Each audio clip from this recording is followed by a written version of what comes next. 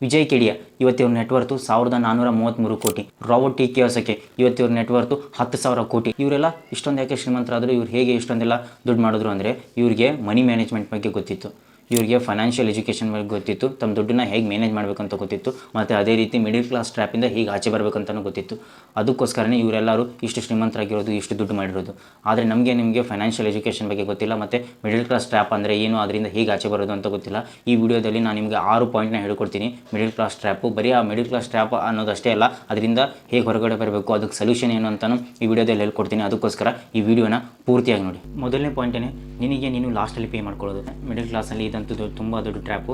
ಎಲ್ಲರೂ ಏನು ಮಾಡ್ತಾರೆ, ಮೊದಲು ತಮಗೆ ಪೇ ಮಾಡ್ಕೊಳ್ಳೋದು, ತಮಗೆ ಲಾಸ್ಟಲ್ಲಿ ಪೇ ಮಾಡ್ಕೋತಾರೆ.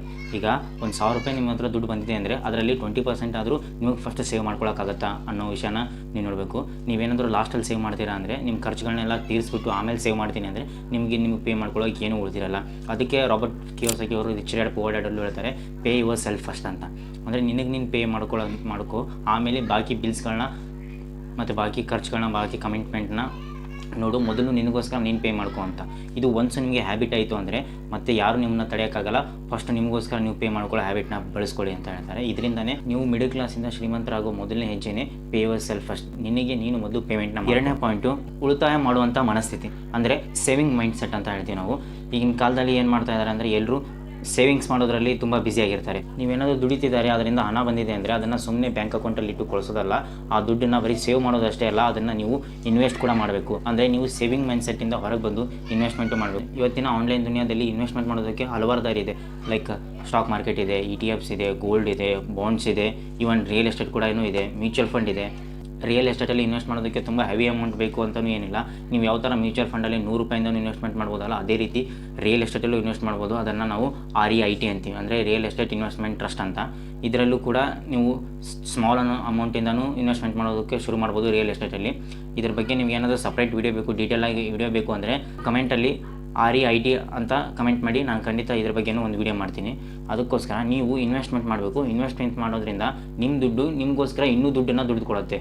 ಅದಕ್ಕೆ ರಾಬರ್ಟ್ ಕಿಯೋಸಕಿ ಹೇಳ್ತಾರೆ, rich don't work for money, work for assets ಅಂತ. ಅಂದರೆ ಆಸೆಟ್ ಅಂದರೆ ನೀವೇನಾದರೂ ಅಸೆಟ್ಗೋಸ್ಕರ ಕೆಲಸ ಮಾಡಿದರೆ ನಾಳೆ ಮುಂದಿನ ದಿನಗಳಲ್ಲಿ ಟೈಮ್ ಜೊತೆಗೆ ಆ ಅಸೆಟ್ ಕೂಡ ನಿಮಗೋಸ್ಕರ ಕೆಲಸ ಮಾಡಿ ದುಡ್ಡನ್ನು ದುಡಿದುಕೊಡುತ್ತೆ ಅನ್ನೋ ಒಂದು ಮೈಂಡ್ಸೆಟ್ಗೆ ನೀವು ಬರಬೇಕು. ಅದಕ್ಕೋಸ್ಕರ ಸೇವಿಂಗ್ ಮೈಂಡ್ಸೆಟ್ಟಿಂದ ಇನ್ವೆಸ್ಟ್ಮೆಂಟ್ ಮೈಂಡ್ಸೆಟ್ಟಿಗೆ ಬರಬೇಕು. ಈ ಪಾಯಿಂಟು ಅದನ್ನೇ ಹೇಳುತ್ತೆ. ಇನ್ನು ಮೂರನೇ ಪಾಯಿಂಟು, ಸಾಲದ ಮೇಲೆ ನಿಯಂತ್ರಣ ಇಲ್ಲ. ಅಂದರೆ ಸುಮ್ಮನೆ ಸಾಲ ಮಾಡೋದು. ಇದು ಸಾಲದಲ್ಲಿ 2 ಥರ ಬರುತ್ತೆ, ಗುಡ್ ಲೋನ್, ಬ್ಯಾಡ್ ಲೋನ್ ಅಂತ. ಸುಮ್ಮನೆ ಲೋನ್ ತೊಗೊಳ್ಳೋದು. ಈಗ ಗುಡ್ ಲೋನ್ ಯಾವುದಕ್ಕೆ ಹೇಳ್ತೀವಿ ಅಂದರೆ, ಫಾರ್ ಎಕ್ಸಾಂಪಲ್ ನಿಮ್ಗೆ ಏನಾದರೂ ಒಂದು ಲ್ಯಾಪ್ಟಾಪ್ ಅವಶ್ಯಕತೆ ಇದೆ, ಆ ಲ್ಯಾಪ್ಟಾಪಿಂದ ನೀವೇನಾದರೂ ಆನ್ಲೈನ್ ಕೋರ್ಸ್ನ ಮಾಡ್ತಿದ್ದೀರಾ ಅಥವಾ ಫ್ರೀಲ್ಯಾನ್ಸಿಂಗ್ ಮಾಡ್ತಿದ್ದೀರಾ, ಅದರಿಂದ ನಿಮಗೆ ಅರ್ನ್ ಮಾಡ್ತಾ ಇದೆ. ಆ ಲ್ಯಾಪ್ಟಾಪ್ ತೊಗೊಳ್ಳೋದ್ರಿಂದ ನಿಮಗೆ ಒಂದು ಅರ್ನಿಂಗ್ ಆಗ್ತಾ ಇದೆ ಅಂತ ಅಂದ್ಕೊಳ್ಳಿ. ಅದು ನಿಮಗೆ ತೊಗೊಳ್ಳೋದು, ಅದು ಗುಡ್ ಲೋನ್. ಅದರಿಂದ ನೀವೇನಾದರೂ EMI ಕಟ್ಟಿ ಒಂದು ಲ್ಯಾಪ್ಟಾಪ್ ತೊಗೊಂಡಿದ್ದಾರೆ ಅಂದರೆ ಅದು ದಿಸ್ ಇಸ್ ಗುಡ್. ಯಾಕಂದರೆ ಆ ಲ್ಯಾಪ್ಟಾಪು ನಿಮಗೆ ಅರ್ನಿಂಗ್ಸ್ ಮಾಡಿಕೊಡ್ತಾ ಇದೆ. ಇದನ್ನು ನಾವು ಗುಡ್ ಲೋನ್ ಅಂತೀವಿ.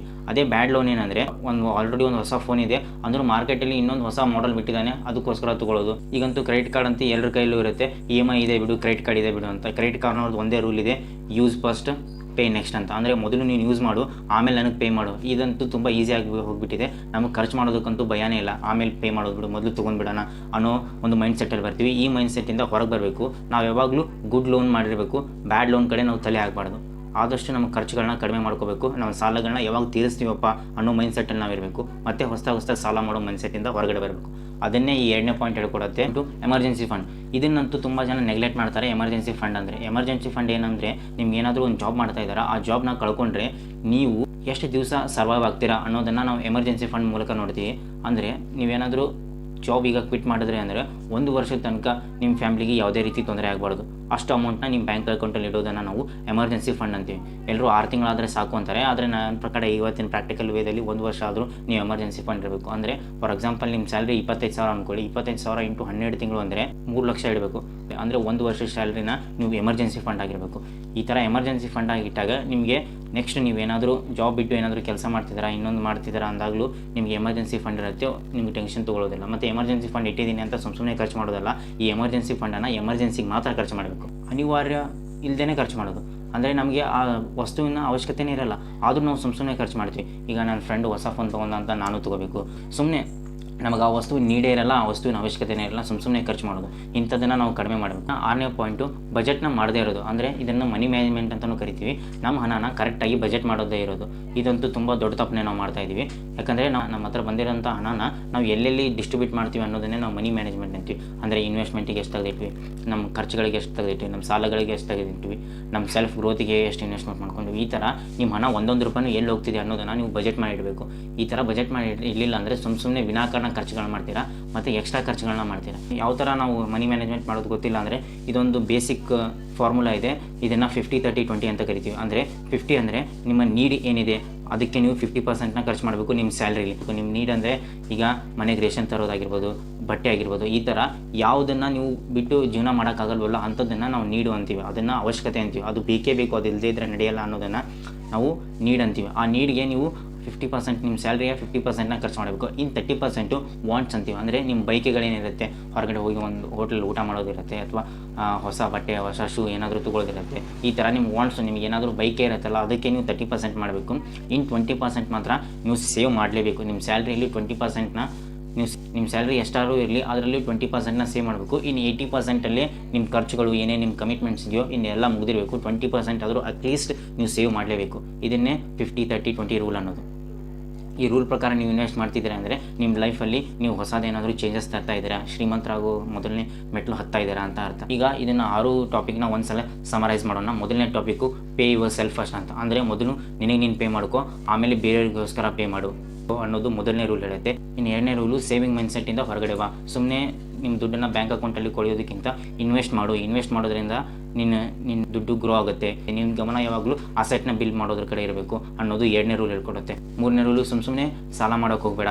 ಗುಡ್ ಲೋನ್ ಮಾತ್ರ ತಗೋ, ಬ್ಯಾಡ್ ಲೋನ್ನ ತೊಗೊಳಕ್ಕೆ ಹೋಗಬೇಡ. ಗುಡ್ ಲೋನ್ ಯಾವುದು ಅಂದರೆ ಯಾವುದು ನಿನ್ನ ಜೇಬಿಗೆ, ಆ ಲೋನಿಂದ ನಿಮ್ಮ ಜೇಬಿಗೆ ಯಾವುದು ನಿನ್ನ ದುಡ್ಡು ಹಾಕ್ತಾ ಇರುತ್ತಲ್ಲ ಅದನ್ನು ನಾವು ಗುಡ್ ಲೋನ್ ಅಂತೀವಿ. ಆ ಗುಡ್ ಲೋನ್ ಮಾಡಿದ್ರಿಂದ ನಿಮಗೊಂದು ಅರ್ನಿಂಗ್ ಆಗ್ತಾ ಇರಬೇಕು, ಅದನ್ನು ನಾವು ಗುಡ್ ಲೋನ್ ಅಂತೀವಿ. ಅದಕ್ಕೋಸ್ಕರ ಗುಡ್ ಲೋನ್ ಮಾಡು, ಬ್ಯಾಡ್ ಲೋನ್ನ ಮಾಡಬೇಡ ಅಂತ ಹೇಳುತ್ತೆ. 4ನೇ ಪಾಯಿಂಟ್ ಏನು ಹೇಳುತ್ತೆ, ಎಮರ್ಜೆನ್ಸಿ ಫಂಡ್ನ ಇಟ್ಕೋ.